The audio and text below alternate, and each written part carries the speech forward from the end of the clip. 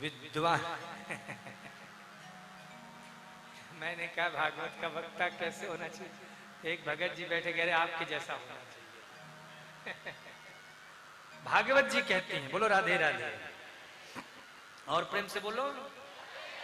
तो भागवत जी कहती हैं कि भागवत कथा का जो वक्ता हो वो ब्राह्मण शरीर का होना चाहिए, विद्वान होना चाहिए, वेद पाठी होना चाहिए, वैष्णव होना चाहिए। कथा वक्ता महाराज ऐसा हो जो अपने भक्त को, अपने श्रोता को ठीक तरीके से कथा को दृष्टांत के माध्यम से, कथा के माध्यम से बात को समझा सके और ठाकुर जी के चरणों से जोड़ सके। तो विरक्तो वैष्णवो विप्रो वेद शास्त्र विशुद्ध कृत, वेद शास्त्र का जानकारो दृष्टांत कुशलो धीरो वक्ता कार्यो तिनिष्प्रिय। पर आजकल महाराज लोग वक्ता भी कैसा ढूंढते हैं?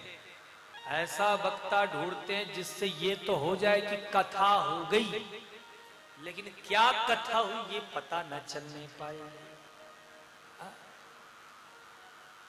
महाराज कथा के वक्ता में चयन करना बहुत जरूरी है। लगभग इस दास को बंधुओं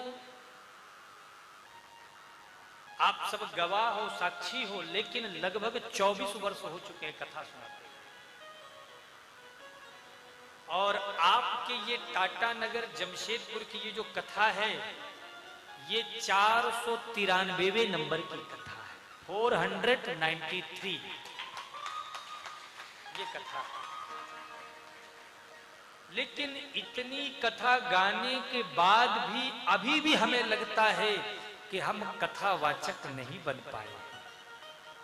लेकिन वर्तमान में समय ये है कि आजकल तो कोई गुरु मुख होना ही नहीं चाहता है। आजकल लोग 3-3 महीने कथा पढ़े, नहीं तो आजकल यूट्यूब का जमाना है।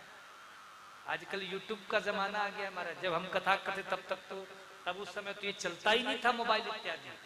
आजकल लोग यूट्यूब से ही कथा सीख लेते हैं, कथा सुन लेते हैं और उसी से सुनाना शुरू कर दिया। गुरुजनों की सेवा नहीं की, संतों की कृपा प्रसाद नहीं मिला, और बिना गुरु के सानिध्य के यदि कथा गाई भी जाए तो वो कथा सुनना और सुनाना दोनों सफल नहीं माना गया। इसीलिए गुरुमुख होना बहुत आवश्यक है। वक्ता भी जो हो पहले श्रोता बने फिर वक्ता बने। जब श्रोता बढ़िया होगा तभी वक्ता बढ़िया बनेगा। अब जिसने सुना नहीं है वो सुनाएगा क्या? तो सुनना जरूरी है। दूसरी बात, अच्छा कई लोग तो ऐसे हैं महाराज, वक्ताओं की तो बात छोड़ो, कई तो यजमान भी गुरु मंत्र नहीं लिए रहते। शास्त्र कहता है कि विष्णु दीक्षा विहीना नाम,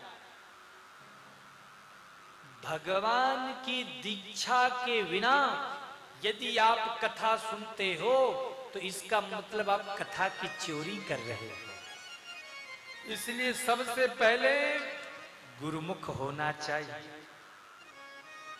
गुरु किसके जीवन में नहीं होते हैं? बोले जिसने जीवन में कभी अपने से बड़ा किसी को समझा ही नहीं, जिसको लगता है कि हमसे बड़ा इस दुनिया में कोई नहीं, उसके गुरु नहीं होते।